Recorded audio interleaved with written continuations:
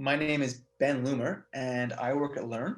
And I'm very pleased to welcome Zmira King and Jerry Weintraub from the Center for Excellence for Mental Health to join us in another webinar for parents. And this one is entitled, My Child is Worried, How Can I Provide Support?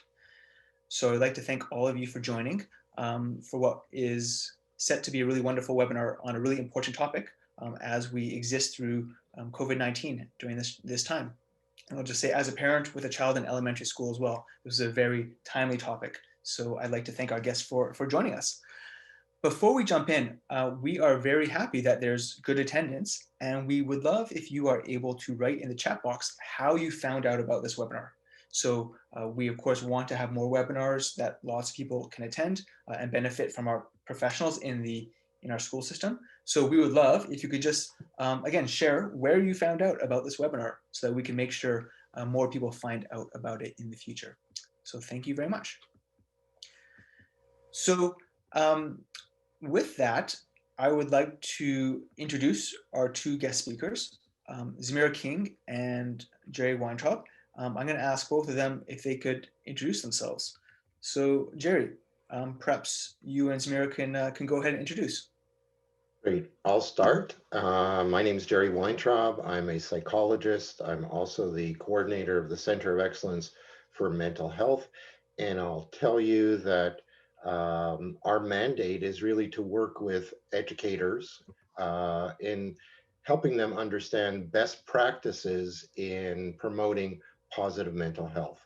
And we're really pleased to be here tonight and welcome you, and thank you for letting us into your homes this evening to share with you some of our knowledge about how to help kids who are experiencing some sort of worries, fears, or anxiety.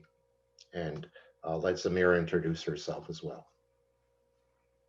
Good evening, everyone. Thank you for all being here at this time. This is my third time as well. And it's always nice to see how many people are participating in these evening events. I'm a psychologist with the Lester B. Pearson School Board. I'm also a member of the Center of Excellence for Mental Health. And I work in both the elementary and in the high schools. And I have a lot of many years experience working with kids who are anxious and worried. And I hope that today we will be able to bring you some of that experience and make it useful for you. Great, thank you very much. So just before we jump in, I just have one or two other pieces of business. So you'll notice in the chat, I put a link to Learn's website, which lets you know about an upcoming webinar on February 16th, also by the Center for Excellence for Mental Health. It's called Understanding the Impact of Loss on Our Kids. So of course, another timely topic around COVID-19 and helping children deal with an issue of loss. So please join us for that. And you can find the link in the chat there. And I'll also just add, all of your microphones are turned off. So the way we want to encourage you to participate and ask questions is through the chat. So at the right moments, I'm gonna take some of the questions and we're gonna pose them to our guests. But I just wanted to say that the best way to ask your question is through the chat, and we'll take it from there. So with that, I would like to turn the microphone over to Jerry to begin our presentation. Thank you very much, Jerry. You're very welcome. Here, let me just gonna see if I can activate, there we go, our PowerPoint that we have for you this evening. And of course, in the context that we're all living under, that probably allows many of you to be here, that I know you're going to stay with us at least till 8 o'clock and not be called upon to go run out somewhere, that we're living under a pandemic. And with that, a lot of people are asking, are we seeing more anxiety? Are we seeing more worry among our children? And as though it is something that it needs to be that is vilified, that anxiety, worries, fears, that it's something that is of great concern to people because it can be it exists along a continuum where it can be something that is not helpful and not productive and even in some ways destructive for us. But on the other hand, fears and worries are part of a normal process. And in fact, it's a basic biological um, function that we have that keeps us alive and surviving. It's an adaptive function, so that fears and worries are a normal process at all ages. In fact, if we were not in the current times somewhat apprehensive about what we're experiencing, then I think we would be even more worried. Um, we do see that there is a developmental process to normal fears and worries. And in fact, one of the basic things of parenting is we want our children to be cautious, right? When we're saying to them, be careful, we want them to be able to understand, and they do, that there are dangers. So fears are normal and worries are normal when the dangers are real. But as we will see, that being different than other species, people have imaginations, and children have imaginations. And their imaginations are often the source of where their fears and worries are.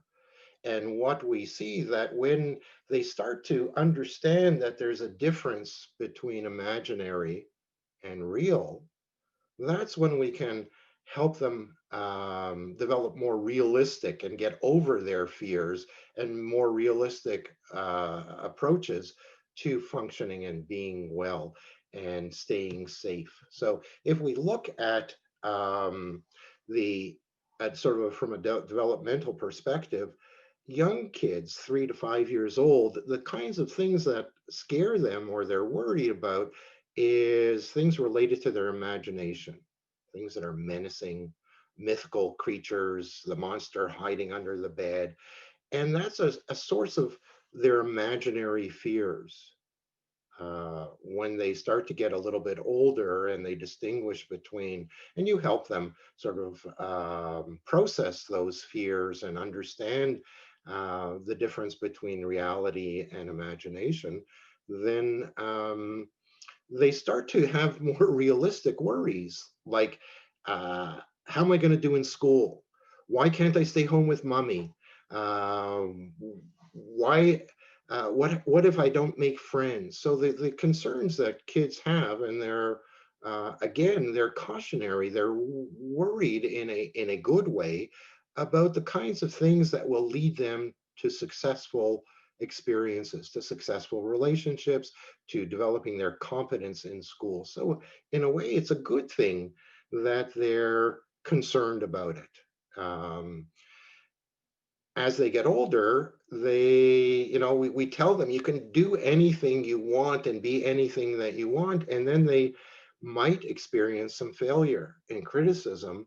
And that's as they're getting older, before their adolescence, that they may feel that it's not so easy to deal with and worry about not doing well in school or failing an exam, and what that can lead to and what that means for them. So what we see in effect is like what I'm saying to you is that rather than being terribly concerned or overly concerned about children who have worries, it does indicate that they have good imaginations and even that they have good foresight, that they can foresee that maybe things um, can, if they don't do things carefully or they don't study for an exam, they're not going to do well. So we do see that there's positive effects for feeling stressed or worried about something. And in fact, these are biological or physiological reactions that initially we receive some stimulation from the body in the form of adrenaline. And even we get that in the morning. When we wake up in the morning, there's a little bit of adrenaline that sparks us, that invigorates us to get out of bed and to get ready for the day.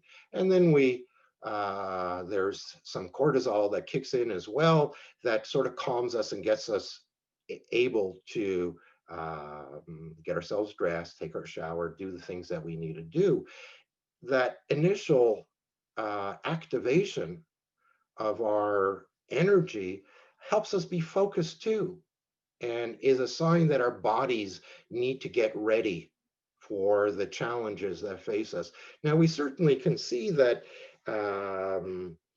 whether it's an exam, whether it's also for yourself when you have an important meeting, when you have something important to do, that initial energy, that cup of coffee, so to speak, prepares you for your maximum performance so you can perform well.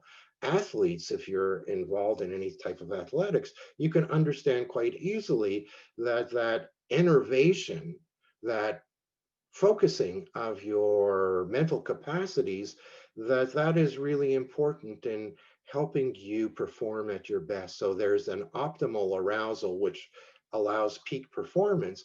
But if that arousal becomes overbearing, overwhelms you, where you're just bubbling with that excitement, or even it changes to nervousness, instead of you seeing it as your body getting you ready and engaging you, that it becomes butterflies in the stomach, it becomes this tightness in your throat, so that it can have a negative effects, certainly if the reaction you have is quite exaggerated, and if it just doesn't go away, in fact, it can be debilitating.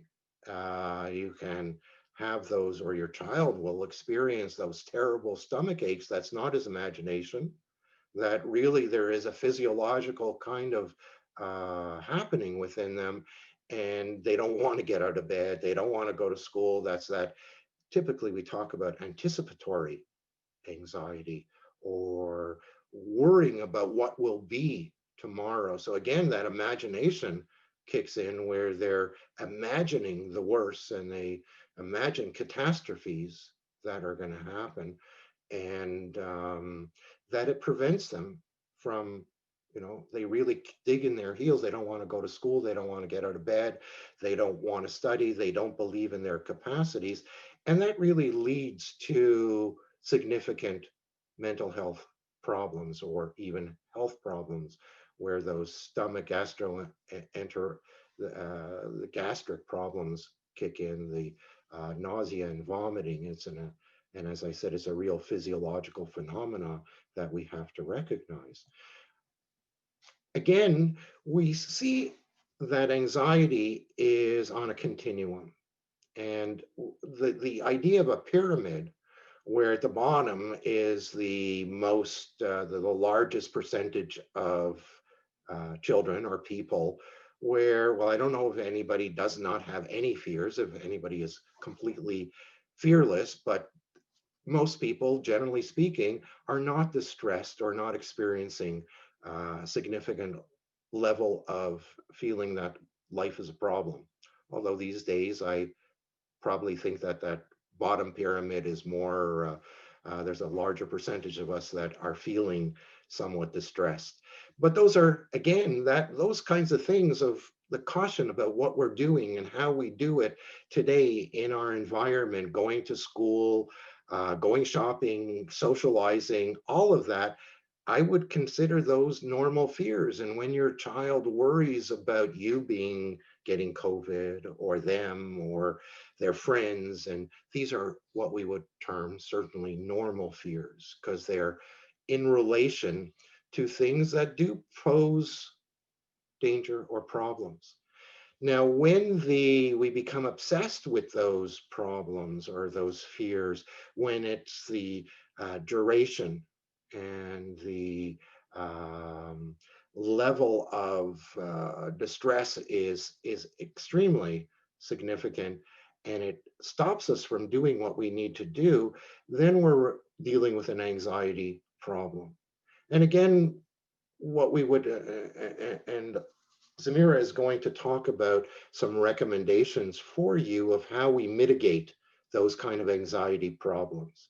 and recognizing at the top of the pyramid is a small percentage of people that these problems we're not able to have a significant as parents on our own to be able to really mitigate them or lessen them without the help of professionals.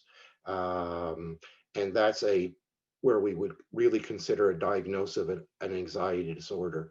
But as you can see, that is a small percentage where we're dealing with the disordered phase. That most of the time we're dealing with how do we deal with normal fears, how do we encourage children to function well, and how do we problem solve around the things that concern them and work together with our teachers and with our schools to help make things better.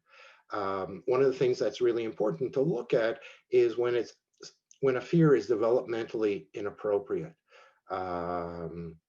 When we have a child who is scared of the monster under their bed, that we can understand. But if the same sort of fear is present in your partner who's older than 6 years old or 10 years old, that is problematic. And we would look for concerns that are not developmentally appropriate at the right age for the child's current level of functioning and ability. Now I'm going to pass it over to Zamira to talk to you about, given what we've seen and what we've described, how do we support children in a way that really is helpful?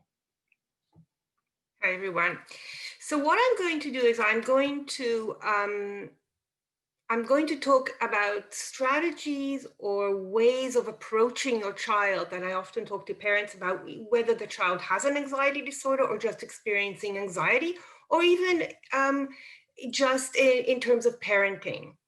And Jerry, I think you need to go to the previous slide. I think you skipped a slide. Thank you. So these are kind of things that I had mentioned before in the other webinars, but I'll go over them and try to also give a little feel to what they mean depending on the age of the child, because it can be quite different when you're approaching a 4-year-old or a 5-year-old as opposed to a child who's maybe 9 or 10. So the first thing that I really, really want to emphasize is when your child is expressing anxiety, fear, worry, any apprehension about something, that we do need to empathize with them and validate their feelings, even if we may feel like it's something trivial. We're not talking right now about COVID. COVID is not trivial, and we're all feeling quite the same in that respect, and we can relate to that. But sometimes there's fears that we don't, maybe personally we can't relate to them, or they feel a little bit trivial to us. But for the person who's experiencing it and the apprehension that the child is feeling, it's quite real. And empathy and validation of their feeling is very, very important. So the other thing is to normalize that everybody has fears, everybody has worries. We all experience times, sometimes more often than others, that we are concerned about what's going to happen, that we're not sure about situations, that there are challenges that we have to deal with that create that fear and worry in us. And with young kids, I recommend sometimes to use books. Sometimes there are nice cartoons that illustrate this in a visual way and in a more animated way, so that young kids can feel that they're not the only ones. It's not only me who is afraid of maybe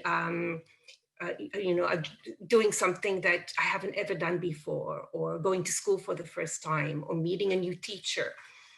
Those things can happen to a lot of kids. And sometimes these books and these kind of ways of doing it also allows you to show how these other characters have managed to deal with their own anxiety, which helps kids also get a little bit of a sense of how to deal with it themselves.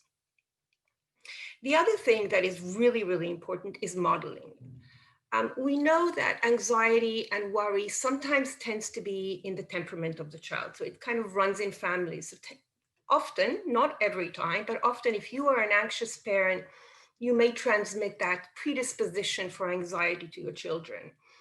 And those children who have the tendency to be anxious, who have anxious parents, who had the tendency to be anxious themselves from their genetic makeup, tend to be much more sensitive to things that maybe other kids are not so sensitive. So they are much more attuned to the things that you do, to how you show your apprehension about things, how you model, how you act in a situation that creates anxiety.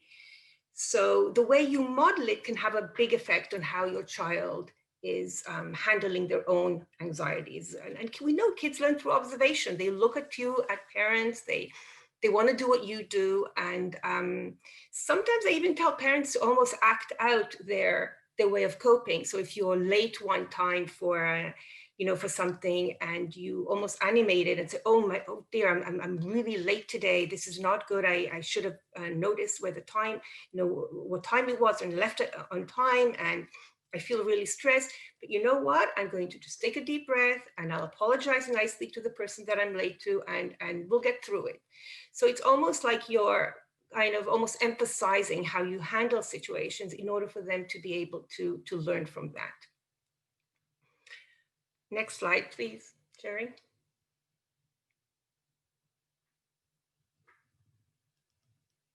Thank you. Another very important point that I'd like to discuss is reassurance. We tend to want to jump and rescue our kids and fix it for them and make them feel better. We know that they're hurting. We see the anguish in their faces. Sometimes, like Jerry said, the anxiety is so profound that they really have physical symptoms and they might be crying. And we want to help them. We care for them, and our instinct as parents is to jump in and rescue them. And that doesn't mean we never do that, but we also have to be mindful to what extent we're doing it.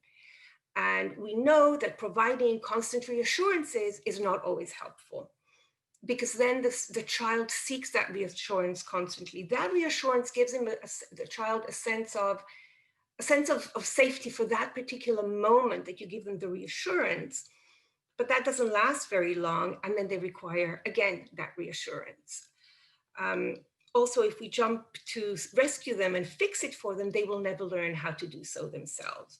So rather than do that all the time, and again, I'll emphasize the ages, but generally I encourage to walk your child through the problem and guide them and help them problem solve. Now, of course, if it's a 5-year-old, you would maybe offer choices. What can you do in this situation? Can you do this? Can you do that? Are you able to maybe take this approach or that approach, and give them some ideas of how they can problem solve? When it's older kids and you've already done that and they already have some skills, then you can actually ask them the question, what do you think you can do in this situation? So I'll give an example. So if a child is very apprehensive about going to school and meeting maybe his new class, or kids, that he has, doesn't know very well, a very young kid in kindergarten, you would probably have to guide them to the type of things that they can do. So if you feel really that you don't know anyone and you don't know what to do, what kind of things you can do? Well, you can go talk to your teacher. You can maybe let me know, and I can talk to your teacher. When you come home, let me know what happened, and then I can talk to your teacher. So you actually offer them the kind of problem solving and have them choose one of the things that they can do. With an older child, definitely 9, 10 years old, you can actually say, well, you're going to a new situation, you don't know anyone. Maybe it will be hard today. Maybe it won't be very easy to play with someone or to have that conversations that you used to have with your friends. But what can you think you can do to make it a bit easier for yourself? And let them come up with some ideas. Most kids do have experience dealing with stuff, and drawing upon their experiences and what they have done in the past is usually the most helpful way to help them figure out what they can do in the future.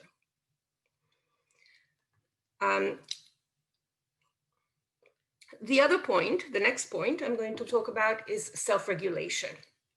And the self-regulation is a big topic, and there's a lot that goes into learning how to regulate.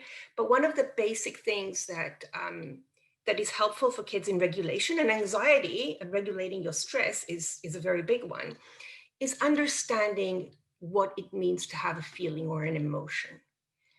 And the younger the child is, or if they have language problems, the more difficult it is for them to use words and to describe and label what they are actually feeling.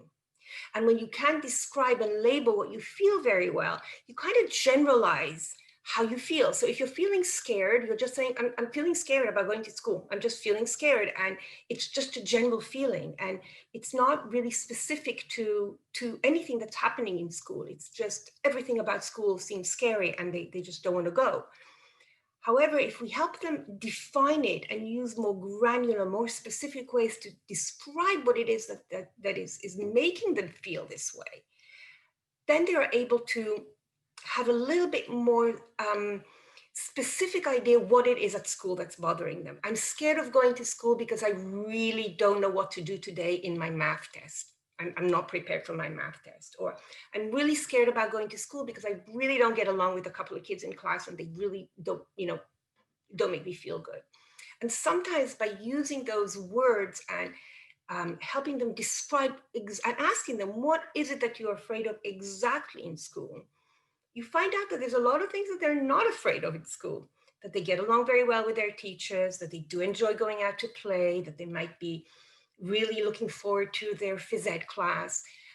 But that feeling of fear or scaredness that they're feeling in the morning or anxiety is really defined to them because they haven't been able to put their finger on it and really explain to themselves what it is. So the more words you teach your child in terms of describing their emotion, the more you teach them how to use their language to be more specific about how they're feeling, the more they're able to deal with that kind of feeling that they're experiencing at that moment. Next slide, please. Okay, so that's the feeling. When we talk about emotions, it's the emotion that you're feeling by the way you describe it. And this is a very big topic about how we describe emotions, but a word to describe emotions, such as anger, we kind of feel, yes, and anger, we know what it means. It's that, that unpleasant feeling that we're feeling when we're not getting our own way, or when we're feeling frustrated, right? But every emotion that we have is also accompanied by a sensation in our body.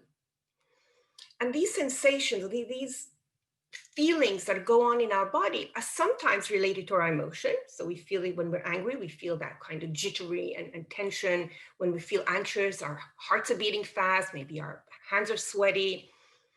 But sometimes we also have sensations in our body that have nothing to do with feelings, because this is the way our bodies are made, right? If we're hungry, we're going to have, rumbling stomach or maybe hunger pangs. If we're tired, we might feel just unpleasant in our body from not sleeping very well. If we get up really fast from a chair and we might have a little bit of lightheadedness, and that has nothing to do with an emotion that we're feeling. However, we tend to really interpret everything that we feel in our body in terms of something is wrong. So if we're feeling that butterflies in our stomach, or we're feeling that heart beating fast, or we're feeling lightheaded, we often, this is true for all of us, we always begin to interpret that as something is wrong. And sometimes something is wrong, but sometimes we just need to maybe eat some food or just take a deep breath. And this is a very important lesson for kids, because when they're feeling that unpleasant feeling and unpleasant sensation in their bodies related to anxiety, or related to being tired, or related to anything else, and they tend to have more a tendency to be stressed and anxious, they tend to interpret those feelings as very discomforting, and then they start feeling that something is wrong. And that again colors the way they are interpreting everything that goes around them. I'm feeling not good in my body, something is wrong. I'm worried about COVID, so it must be because I'm worried about COVID and something's bad's gonna happen. And this is what Jerry mentioned about imagination. We are human beings, have this amazing thing called imagination. And it can serve us very well, but it can also serve us in a way that can be not so helpful, and allow us to imagine things that are possible that might be unpleasant and frightening. And by teaching kids to learn to just know that this is a feeling in your body, it's not a very good feeling, It doesn't feel very good, but you can still do your work while you're feeling this way. You can still sit and play with your friends in school, even if you're feeling this way. And it'll pass, because usually it does pass. It goes a long way to help them, again, regulate how they deal with their emotions. And the last point I want to point out is that the fears that kids have are not going to just go away, but we have to help them face their fears, get out of their comfort zone.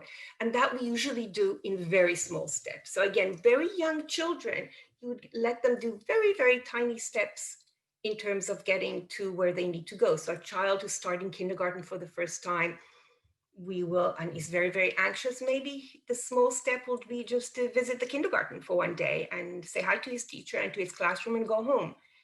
And then another little step the next day where he might stick around for 10 minutes. With older kids, the steps can be larger, but that's something that really is dependent on what the problem is, how difficult the child is feeling in terms of the anxiety producing situation, how ready the child is to face their fears. But whatever we do, we always want to prevent the child from avoiding the situation that is making him anxious or her anxious, even if it's taking just one small step towards not avoiding the situation. Because by avoiding the situation, you're creating even more problems in terms of not wanting to do what it is that you want to do, because the avoidance creates a feeling of, it's a good feeling. I didn't have to face my fears. I feel better now. And the next day, it's even more difficult to face that fear, or to deal with going to school, or to deal with the anxiety-provoking situation that you're trying to avoid. And this is part of when we actually work with kids who are anxious and we do counseling and therapy. This is one of the core things that we do in therapy is work on small but gradual steps towards conquering that anxiety and that fear that the child has. I'll give it back to you, Jerry. Thank you so much, Samira. That was great. I think we want to move on from there. Where we're going to try to go is that the last time Samira and I did this, talking about teenagers, some of the questions that came up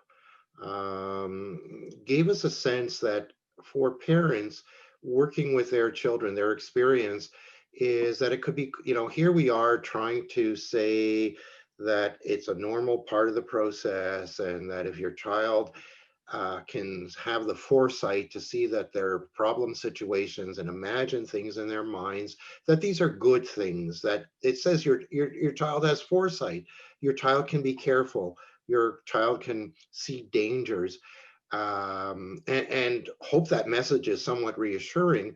But often for parents, they feel alone. They feel that this is quite a daunting task, and it just tears at your heartstring to see your little guy, if they're 8 years old, and we've been in the schoolyard where a child is holding on to mommy and saying, no, don't let me go, and their tears are, and they're yelling, and then the principal or the resource teacher or somebody is pulling them into the school, and they're just that play that tug of war with the little guy or the little girl. But it tells you that we're experienced with it. We have a bigger sample, so to speak, with children, and seeing that this too shall pass. Our experience, whether it's in daycare, early, like really young children, all the way up through high school, is that a large majority of children that we do see who are having these kind of difficulties, that it does pass. That once they get into the classroom, once they get into the school, and I really like what Samira was saying about how we tend to, generalize that everything is horrible, where maybe it's like that the worst part of the day is getting into school, but the rest of the time the children are just fine and really having the time of their lives. And it's like sometimes for people in the schools, they're saying, where's the problem here? And that's not to minimize that there is a significant difficulty, but what we're trying to say is that we want to share what we do understand, and we want to take some of that burden off of you, so that you can communicate with the school and the people who are in the schools, the teachers, the principal, the resource teacher, the psychologist, the attendants, the various people that are in school that have experiences and see what your child is like uh, in the school, that can help you navigate this. There's a couple of things that are really significant, um, uh, that we've mentioned, that Zamira's talked about, is the hallmark of anxiety. One of the, in French we say un piège, one of the enabling factors is avoidance. um, People who experience, or children who experience anxiety, that if they avoid doing what they fear, if they don't face their fears, it's extremely reinforcing. If I don't want to go to the dentist today, and I'm feeling extremely nervous about going to the dentist, and then there's a lockdown and I don't have to go see the dentist, woo, what a relief. I can stay home. I don't have to do that. I don't have to face it. So that is, the more we avoid, it's really reinforcing. It feels good not to have to do it. So doing things, facing what we're scared of, we realize it's that we can do it. So it's really important that on the one hand, you have realistic belief, genuine belief in your child that they can do it. Now, maybe, or they can do something, that we empower them, that we empower them, that we allow them to make some steps. And it doesn't have, we don't go from 0 to 60 in a second. And it's okay if we do a, a +1 or a +1.5, but we're doing something like that. I'll give you a very concrete example. Often, when we realize that it's very anxiety producing for some students, like that, the ones at the top of the pyramid, to come into the school, or to just to get into the parking lot, is we might plan that. Just, you're going to get in the car, you're going to, well, first you're going to get dressed, you're going to have breakfast, you're going to do all the things, get in the car, and we're going to go to the schoolyard, and maybe you'll wave at your teacher and maybe go home. Now, that may seem like a real baby step, but that's the first step. And the next day we try to improve upon that. But it's all about those strategies that we have, that we work with you. And also that you really know your children, that we really respect that as educators and as professionals, that you know what are the triggers for your child, and also what their strengths are, how they cope when they're doing well. What are the things that they do to enable themselves to overcome difficulty? And we want your input. So it's about, yes, we want you to advocate, but we want you to collaborate and pull people on your side to work towards helping support your child, helping to support you. Because like I said at the beginning, it can be daunting. And when we're dealing with some children, that really the intensity of what they're experiencing, the physiological symptoms that they have, the nature of their difficulty, where they're really digging in their heels, and their minds have gone to a place where the we're not talking about them being anxious, but we're really looking at a, a disorder. Then we really need, we encourage you to speak to the professionals, your family doctor, the pediatrician, the social worker, the psychologist, and you can get help from the school in looking at, how do I go about doing that. It is something that's a lot more common than you would think, and it's something that, again, that gets better. This too shall pass, and we believe in you as parents. It's amazing at this time, what I see, that with the confinement and with kids being at home, it's like, on the one hand, we know that it's great for kids to be in school, but it's also great that kids can spend good time with their parents. And that has, there's a balance of for and against kind of thing, the advantages and disadvantages. And I think one of the things that, although we talk about, I disagree with the term social distancing. I don't think it's social distancing. I think it's physical distancing. That socially we're somehow much more aware and attuned that we need to be closer to our children, to our friends, to our loved ones. So on that note, in our PowerPoint, we have some of you have indicated that you really like to look at other kind of sources of help that might be available on the web. Those last three, Anxiety BC and Teen Mental Health and Worry Wise Kids, are really good resources for you to look up. And that's about it for now. What we would like to do is take questions from you. You can always, that's our website, and you can look at the website and scroll through the various recommendations or strategies that we have that deal with certain difficulties that kids might experience, whether it's anxiety or depression or other types of mental health issues. And we'd be happy to take your questions at this time.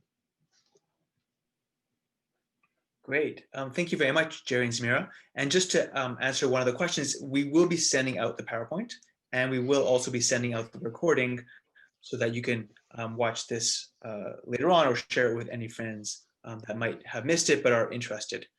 So Jerry, maybe I'll ask you to stop sharing your screen so we can all kind of see the virtual living room in which we're in right now. We have quite a number of questions, so I'm going to invite my colleague Danielle as well to bounce back and forth with questions. But I thought I'd start with one of which we received a number around this theme. And the question is, my child is worried about the virus and about spreading it or passing it on to family. How can I support him and calm his fears about COVID and answer his worries and questions? So he seems confused about the regulations, and the family wears masks everywhere, but the parent says our answers don't seem to be sufficient. So again, this is many questions around children worried about spreading the virus to the family. Go, Jerry? Yeah, sure. I think that it is not an easy question, and it is a genuine concern, and that children need reinforcement that what they're asking are really good questions and really good issues, and that at the end of the day, there are no guarantees, but that these are the things that we are doing that help protect us. So like washing hands really is a big one to protect us. Wearing, adults, older children wearing masks, these are things that protect us. Not touching our faces. We talk, and it depends on the age. And there's a lot of the website, if you look on our website or other websites about how to talk to children about COVID, there are animations, there are to go over it again and again, and even to talk to children's teachers. They are quite aware of these websites that are, or the videos that are there to explain to children about best practices to protect themselves from COVID. And that if mommy and daddy do these things and they do these things, this is the best way that we can protect ourselves. So if you look if you go onto the main page of Lester B. Pearson, there is or all the school boards, Sir Wilfrid Laurier, they all have a section on COVID. And they all have a section that talks about, or pretty much I know ours does, about how to talk to children and explain those risks and what they can do to protect themselves. And this is also a good opportunity to go back to the kind of strategies that I mentioned before.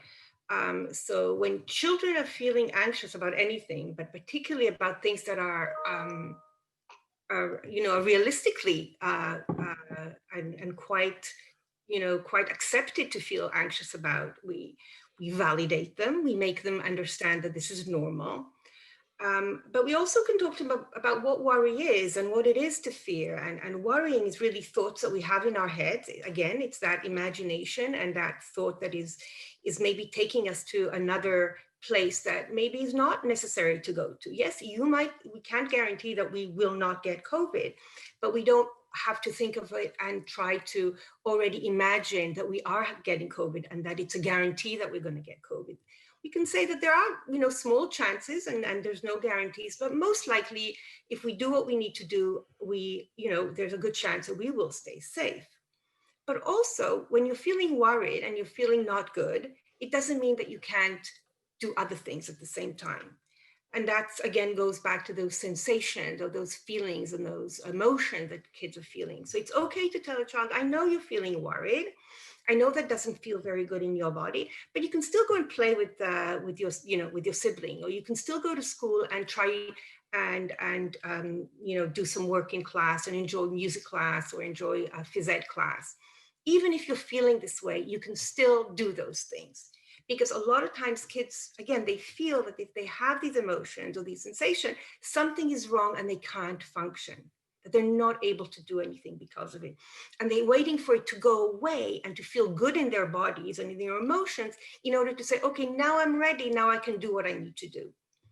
And I think it's okay to start teaching kids that they can endure those feelings and feel a little bit apprehensive, because we're all feeling that and it's part of life. And today it's COVID, tomorrow it's something else, but you can still go on and try your best to do what you need to do.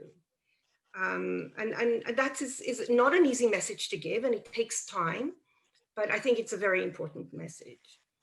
Another thing is that we often tell our kids, oh, you're wearing masks, you're going to be okay if you wash your hands. There's these things that we're doing to make sure everyone is safe. But if we keep repeating all these things, we're not helping them either. So after you've said it, you can then ask your child, why are you going to be okay? Why are you probably going to be okay if you go to school today?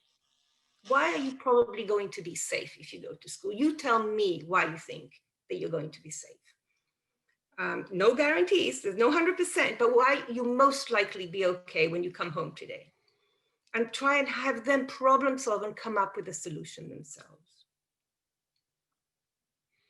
Also, just on that theme, I was looking and glanced at the chat and the questions that are coming in about children worrying about getting sick, getting COVID, and so on. What we're talking about are questions. Children ask questions that we don't really have the answers to. I think that's something that all of us today are facing. There's a tremendous amount of uncertainty. So recognizing that there are certain problems that are solvable, and there's other problems that go into a different category that we're unsure about. And that I find it, and I think you find it, a little bit distressing. Like, when is this going to be all over with? When are we going to return to normal? Is there going to be normal, or is it going to be different? All these questions of uncertainty, like I ask you, how do you deal with it? Is it not reasonable for, if you look at how you feel about the current situation, the current measures, the current dilemmas that we face, it's also about teaching your children to tolerate the unknown. Now, kids, and this is developmentally, we know how kids, that one of the things that sort of precipitates some of their anxiety is the uncertainty or the unpredictability. So the more we make things predictable, the more comfortable they feel. The more we make things routine, the more they like that. How many times have they watched that same video over and over again, and because they like the routine? Or how many of your children, when the babysitter comes over and says, and your child says, no, that's not the way mommy does it, or when tells daddy, no, that's not the way mommy does it. If they like to be able to predict things, we all do. We'd all like a lot more certainty in our lives. And part of it is at this time, what COVID is teaching us is that we have to be able to tolerate that it will be okay. Things will change, and you will, and express that confidence in your children, um, that they can get better and the situation will get better.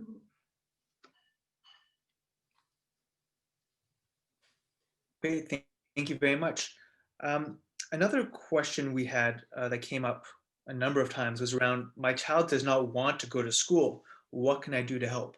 So I know, Jerry, you mentioned that a little bit around steps. Are there other kind of practical things that you can say to your child who just doesn't want to go to school? Well, when they don't want to go to school, if it's COVID related, then I think we do have to work with them on that kind of thing that we just discussed. But when it isn't COVID related, so kids may not want to go to school for many reasons, then we need to find out what the other reasons are. Is it because they had a fight with a kid and they're worried about this this situation happening again? Is it that they're finding the work very difficult and it's causing them a lot of stress in terms of how are they going to get the work done? Will they do well in class? Will the teachers see that they don't know the material, or the other kids will see that they're not doing as well? So it depends what the situation is. If it's COVID related, we do need to slowly and gradually help them come to school and learn to be able to handle that apprehension around COVID. If it's other things, then we address it depending what the situation. If it's a learning problem, then we address it with maybe seeing how we can support the child in their learning and help them be more successful. If it's a social situation, then maybe addressing the social problem in the school with a friend or with other friends, and see how we can help the student feel more at ease about being in school and being with his classmates, etc.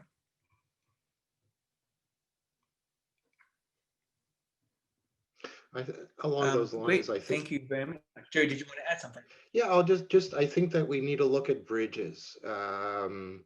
We need to look at what areas kids are comfortable with, what relationships they have with teachers, that there are individuals that they, like once they're in school, there's people in the school, whether it's a particular teacher or attendant or whoever, and to create those bridges where they're willing to be engaged. They like being with that person, whether it's a phys ed teacher or some activity. So encouraging or looking for today, I've been in workshops with teachers, and we talked about being talent scouts, that as parents that we need to look at what it is that our children like and how to exploit their desires to help them engage in school.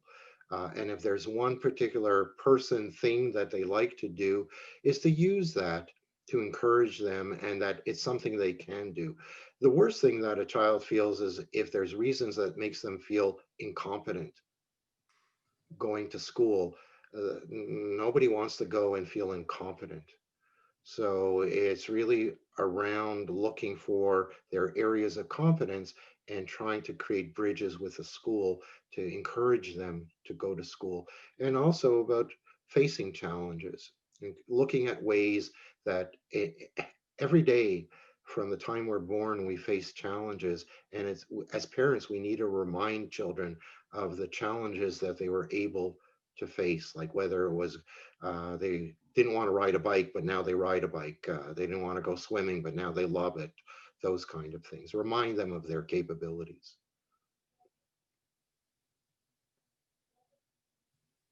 Great, thank you very much. So we have just about 5 minutes left, and I do want to take, before we go to those questions, I want to encourage people who are participating in this webinar, if there's another topic that you would like to see in the future, that the CEMH, the Center for Excellence for Mental Health, can develop, feel free to write in the chat some different topics that you would like to see in the future, because we aim to serve our community. So that would be great. So while that's happening, there's a number of questions asking for more details around, well, you mentioned, the question is, you mentioned getting help from the school. what kind of help would be available. So the way I interpret it as, your child has anxiety, who can you speak to at the school or at the school board that can help a parent navigate this? Well, the first thing I would suggest is to reach out to your teacher, to the child's teacher.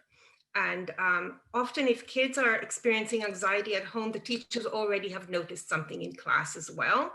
And having that conversation with the teacher, I think, is the first step. And often the teachers then will discuss that either with the school psychologist or with the team, the resource team, and then direct the parents to what would be the best way to address it. If it's a mild anxiety that can be addressed in school by doing certain strategies, or by, like Jerry suggested, connecting with somebody in the school or pointing out some difficulties that the child is having and addressing those difficulties, then that will be addressed within the school. If it's a problem that's higher on the pyramid where the child really needs professional help, sometimes we do have people in the school. I do work with some students who have anxiety, but I can't work with them all. And so and depending on the situation, but then we are able to refer the parent where can you access services. Is obviously the CLSC, and you can always go to your family doctor. But within the school, I think it's a first. The first thing I would suggest is to have that conversation with the classroom teacher, and then the classroom teacher will discuss it with the school team and see how we can support the child in the school. And because we're talking to people across the province, not just in Montreal or the bigger school boards, the answer to the question is, as Zamira is saying, is the people in the school will direct you to who to speak to. And I think approaching people in the school is your level of comfort. Who are you most comfortable talking to? And that might be the biggest step. What we've said from the beginning is that fears and anxiety and worries is an adaptive biological process, that it sets us apart from other species, and that we have brains. And I believe, in my experience working in this area, that the most brightest of our young people and the brightest of our adults who are anxious have they have the foresight. They can see into what could be the pitfalls of something. And so what I'm trying to say is that it's nothing to be embarrassed about. It's a certain amount of, certainly it's a difficulty that you're experiencing, the child is experiencing, especially in the extreme parts, but it's to be able to ask for help is a tremendous model. Zamira was talking about modeling. When I have professionally, when I'm at a loss for something or I'm struggling with something, I reach out to partners. I reach out to Zamira. I reach out to the other people that I work with. And I'm proud of myself that I can say, I need help with this. And it's an excellent model for your child to be able to, when they need help, to ask for it appropriately. As a matter of fact, it comes to my mind, that's on one of the measures of adaptive functioning. It says, can your child ask for help appropriately?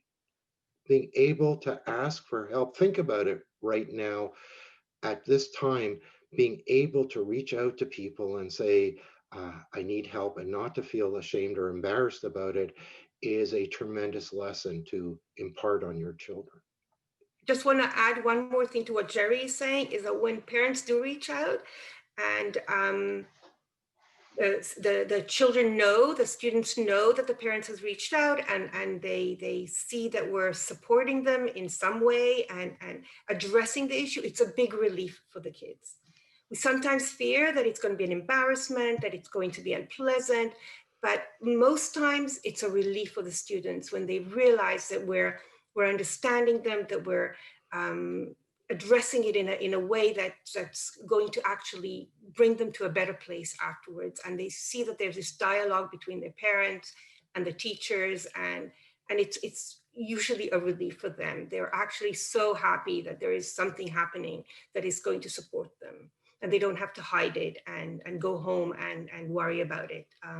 So I really feel like that's an important thing for you to keep in mind. I know it's sometimes hard for us to do, but it really does seem to have a good effect at the end. Great. Thank you very much for sharing those final words. We've reached 8 o'clock, and so our time is up. There were so many questions that it really highlights that I think we could revisit in the future. I want to thank Jerry and Zamira so much for participating, for sharing their wisdom on this really important topic. As I mentioned before, if you register for this, you're going to be sent the PowerPoint and a link so that you could review it if there's a question you want to think about further. I saw Jana pop in the chat. Jana Gillis from FSSTT, from Lester B. Pearson School Board, is hosting a webinar on February 16th, Understanding the Impact of Loss on Our Kids. I do encourage you to participate. I think it's going to be really great and important as well. And so with that, I'd like to thank all of you who joined us for this wonderful webinar. We thank you for participating, and thank you everybody who helped put this together. So with that, I want to wish you a very good night. Good night, everyone. Good night. Be well. Bye. Bye-bye.